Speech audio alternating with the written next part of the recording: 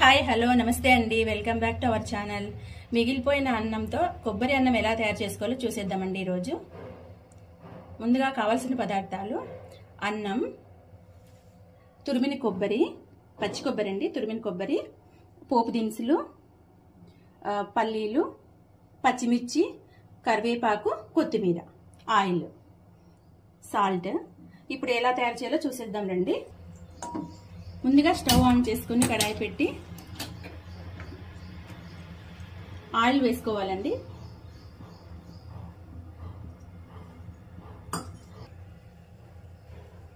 Oil heat అయిన తర్వాత పోపు దినుసులు వేసుకోవాలి.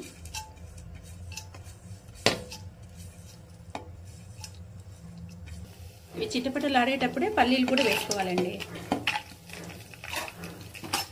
పల్లీలు ఈ పోపు దినుసులు కొద్దిగా వేగిన తర్వాత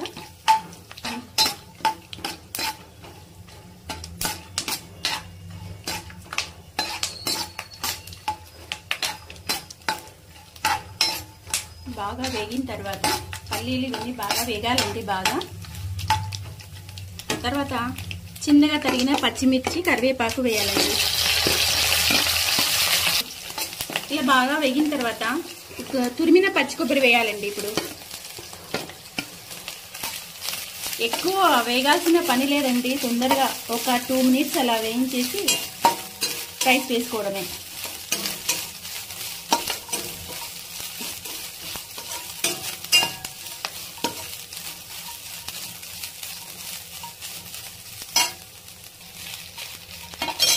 ఇప్పుడు రైస్ వేసుకోవాలండి.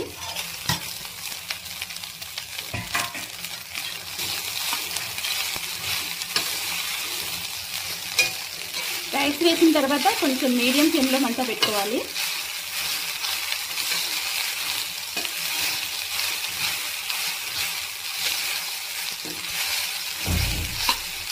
ఇప్పుడు కొద్దిగా సాల్ట్ వేసుకోవాలండి. రైస్ వేసిన తర్వాత సాల్ట్ వేసుకోవాలి.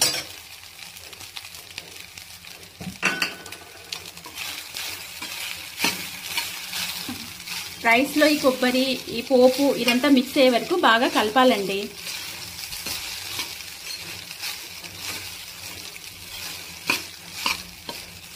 అంతే, కొబ్బరి అన్నం రెడీ. కొత్తిమీర వేసి దింపేసేసేయాలండి. ఈ వీడియో నచ్చినట్టయితే లైక్ చేయండి, షేర్ చేయండి, సబ్స్క్రైబ్ చేయండి.